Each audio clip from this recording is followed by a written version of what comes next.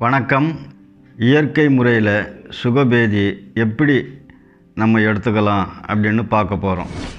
இப்போ பார்க்குறது சுக்கு. இந்த சுக்குலேருந்து ஒரு 5 கிராம் ஒரு பிட்டு எடுத்துக்கிறோம். அந்த அளவு இருந்தால் போதும். இப்போ பார்க்கக்கூடியது சோம்பு. இந்த சோம்பும் இவ்வளோ இருந்தால் 5 கிராம் வரும். ஒரே ஒரு ஸ்பூன் அளவு. இப்போ பார்க்குறது கொத்தமல்லி. இந்த கொத்தமல்லி மிக விசேஷமான ஒரு மூலிகை.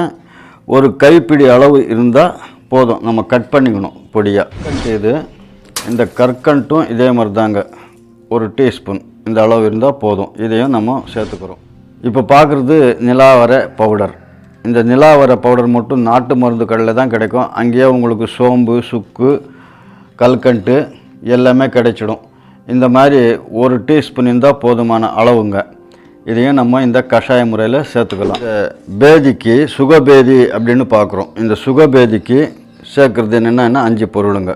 கல்கண்டு, சுக்கு, நிலாவரை பவுடர், சோம்பு, கொத்தமல்லி.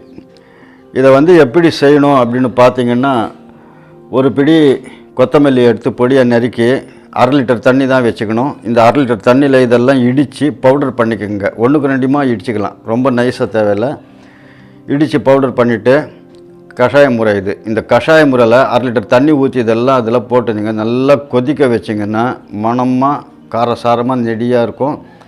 இது கொதிக்க வச்சு 3 பங்கு சுருக்கிடணும், 2 பங்கு மிச்சம் நிற்கும். 200 மில்லி தண்ணி.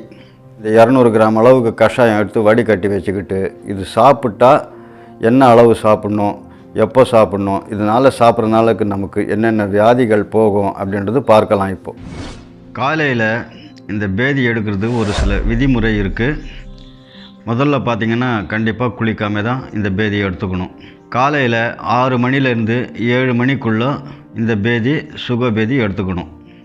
கண்டிப்பாக மழை இருக்குதுன்னு வச்சுங்க, இன்றைக்கி மழை பெய்யுதுன்னா அந்த நேரத்தில் பேதி எடுக்கக்கூடாது. காரசாரமான உணவுகள் தவிர்க்க வேணும். அதே நேரத்தில் மாமிசம் கண்டிப்பாக தவிர்க்கணும். இந்த பேதி எடுக்கிற நாள் மட்டும்தான் இது. இந்த பேதி எப்போ எல்லாம் எடுக்கக்கூடாது அப்படின்னு பார்த்திங்கன்னா, உடல் நமக்கு ரொம்ப அசதியாக களைப்பாக இருக்குன்னா கண்டிப்பாக எடுக்கக்கூடாது. அதே நேரத்தில் நீண்ட தூரம் பயணம் போயிட்டு வர்றவங்களும் உடல் களைப்பு இருக்கும், அவங்களும் எடுக்கக்கூடாது. இது இல்லாத இப்போது நிறையா நைட்டில் வேலை செய்கிறோம் கண் முழிச்சு. இந்த கண் முழிச்சு வேலை செய்கிறவங்க மறுநாள் பேதி எடுக்கக்கூடாது. நல்ல உடம்பு ஃப்ரீயாக ரெஸ்ட்டாக இருக்கும்போது எடுத்துக்கலாம். இப்போ இந்த கஷாயம் 6லேருந்து 7 மணிக்குள்ளே எடுத்துட்டோம் அப்படின்னு வச்சுங்களேன், பேதி நமக்கு ஆகலை. 1 மணி நேரம் 1/2 மணி நேரம் பார்க்கலாம். ஒரு 2 டம்ளர் வெந்நீர் சாப்பிட்டிங்கன்னா போதும், நிறைய பேதியாக ஆரம்பிச்சிடும். இந்த பேதி எத்தனை முறை ஆகணும் அப்படின்னு பார்த்திங்கன்னா, ஒரு 7 முறை ஆச்சுன்னா பேதி நல்லாயிருக்கும். வயிறெல்லாம் சுத்தமாகிடும். குடல் எவ்வளோ அழுக்கு இருக்கோ அந்த அழுக்கெல்லாம் வெளியே தள்ளிடும்.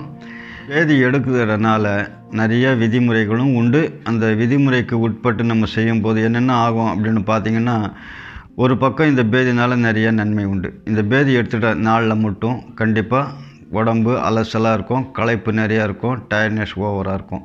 நமக்கு முழுமையாக ரெஸ்ட் எடுத்துக்கணும். இப்போ பேதி நிறைய ஆயிடுச்சு, தயிர் சாதம் சாப்பிட்டோம், பேதி நின்றுடும். அதே மாதிரி இரவில் போய் பார்த்திங்கன்னா, உணவு இட்லியோ அல்லது நீங்கள் லைட்டாக சாம்பார் சாதம் எடுத்துக்கலாம், ஒன்றும் பிரச்சனை இல்லை. அதுக்கப்புறம் நீங்கள் காலையில் எப்பவும் போல் எல்லாம் செய்யலாம். இதே மாதிரி இந்த பேதி யார் எடுக்கக்கூடாது அப்படின்னு பார்த்திங்கன்னா, வயிற்றில் புண்ணு, அதாவது அல்சர், இவங்களுக்கு கண்டிப்பாக எடுக்கக்கூடாது. மூல நோய், ஆசன வாயில் மூல நோய் நிறைய பேருக்கு வருது, அவங்களும் எடுக்கக்கூடாதுங்க. நீரிழிவு நோய், அதாவது சர்க்கரை நோய் இருக்கிறவங்களுக்கும் கண்டிப்பாக இந்த பேதி முறை ஒத்து போகாது. இந்த சுகபேதி எடுத்துக்கிறதுனால நன்மைகள் என்ன அப்படின்னு பார்த்திங்கன்னா, முதல்ல சுவாச பிரச்சனை. இந்த சுவாச பிரச்சனை முற்றிலும் வராதுங்க இந்த சுகபேதி எடுக்கிறதுனால. அதே போல் தலை கனத்து போய் தலை சுத்தல், தலை கிரிகிரிப்பு, தலைவலி, இந்த மாதிரி கண்டிப்பாக இதுவும் வராதுங்க. இது இல்லாமல் வாத நீருங்க நிறையா இருக்குது. வாத, பித்த, கபநீர் இதெல்லாம் கெட்டு தான் நமக்கு வாத நோய் வர்றதுக்கான வாய்ப்பு உண்டு. முக்கியமாக இதில் இந்த பேதி எடுக்கிறனால வயிற்று வாதம், அதாவது குடல் வாதம் அப்படின்னு சொல்லுவாங்க. இந்த குடல் வாதம் அறவே வராதுங்க. இது ஒரு முறை மட்டும் நம்ம பேதி எடுத்துகிட்டு இவ்வளோ வியாதி போயிடுமா அப்படின்னு நினைக்கிறவங்க நினச்சிக்கலாம். இதில் என்ன ஒரு முக்கிய விஷயம் பார்க்கணுன்னா, வருஷத்துக்கு 2 முறையாவது பேதி எடுத்திங்கன்னா இப்போ சொன்ன நோய் வாயுங்கள்லாம் வரவே வராதுங்க. அதே நேரத்தில் மூட்டு வலி, கடுமையான மூட்டு வலி, முழங்கால் வீக்கம், பாத வீக்கம் இதெல்லாம் அறவே போயிடும்.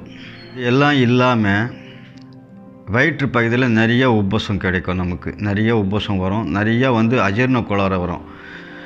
ஒரு சிலர் என்ன தான் சாப்பிட்டாலும் செரிக்கவே இல்லை, செரிமானம் இல்லைன்னுவாங்க. இந்த பேச்சுக்கு இடம் இல்லாமல் நமக்கு இந்த சுகபேதினால் இவ்வளோ நன்மைகள் வரும்.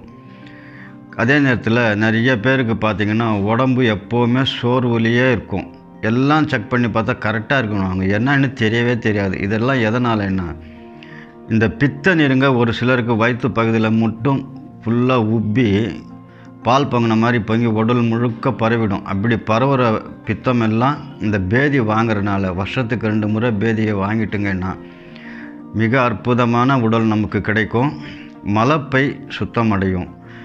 அதே நேரத்தில் மலம் எவ்வளோ சுத்தமாக நமக்கு வெளியேறுதோ அந்த அளவுக்கு உடல் நன்மை கிடைக்கும். பெரியவங்க ஒரு விஷயம் சொல்லியிருக்காங்க, குடல் சுத்தம் இருந்தால் உடல் சுத்தம் இருக்கும் அப்படின்னு. நம்ம என்ன பண்ணுறோம், உடலை மட்டும்தான் நம்ம நிறையா சுத்தம் பண்ணுறோம். குடல் பகுதியிலையோ வயிற்று பகுதியிலையோ எண்ணத்தை மேலோட்டமாக பார்த்திங்கன்னா, ஒரு எக்ஸாம்பிள் சொல்லணுன்னா, ஒரு சோப்பு கீப்போ சீக்காவோ போட்டு நல்லா குளிச்சிடுறோம். வயிற்று பகுதியில் போயிட்டு எண்ணெய் போட்டு தேய்ச்சி குளிக்க முடியும். அதனால தான் இந்த மாதிரி பேதி விஷயம் நிறையா சொல்லியிருக்காங்க பெரியவங்க. அந்த பேதியில் நமக்கு எந்த ஒரு சைடு எஃபெக்ட் இல்லாமல் இருக்கிறது தான் இந்த பேதி, சுகபேதி. நல்லா உடம்பு திடகாத்தமாக இருக்கிறவங்கெல்லாம் இதை எடுத்துக்கலாம். உடம்பு நெளிஞ்சு போயிருக்கிறவங்களும் எடுத்துக்கலாம். பொதுவாக உடல் உபாதை எவ்வளோ இருக்கோ, அதே நேரத்தில் நமக்கு உடல் உபாதை எதனால் வருதுன்னா வயிற்று பிரச்சனைனால தான் எல்லா பாகத்துக்கும் எல்லா பிரச்சனையும் வரத்துக்கான ஒரு முக்கிய காரணம். நம்ம சாப்பிட்ட சாப்பாடு செரிமானம் ஆகணும்.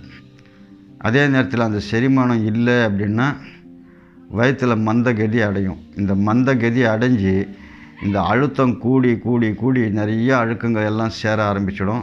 இதனால் இந்த சுகபேதி நம் முன்னோர்கள் நிர்ணயம் பண்ணி வச்சுருக்காங்க. இந்த பேதி வாங்குறதுல பல வகையான பேதி முறை உண்டு. வெறும் எண்ணெய் சொல்லிக்கிட்டே போகலாம். அந்த மாதிரி இந்த இந்த பேதியெல்லாம் சுகபேதின்றது நமக்கு ஒன்லி டயர்ட்னஸ் கொடுக்கும். கண்டிப்பாக இதை யார் யார் செய்யணுமோ செஞ்சுக்கலாம். அதே நேரத்தில் உங்களுக்கு என்ன கொஞ்சம் அச்சமாக இருந்ததுன்னா அருகில் இருக்கக்கூடிய சித்த வைத்தியர்கள்கிட்ட கூட நீங்கள் அணுகி இதை கேட்டு தெரிஞ்சுக்கிட்டு செய்யலாம்.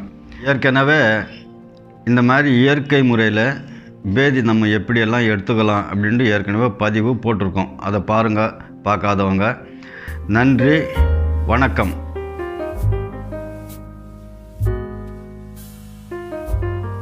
மேலும் இது போன்ற மருத்துவ குறிப்புகளுக்கு இந்த சேனலை சப்ஸ்கிரைப் செய்யவும், அருகில் இருக்கும் பெல் பட்டனை கிளிக் செய்து ஆலில் செட் செய்யவும்.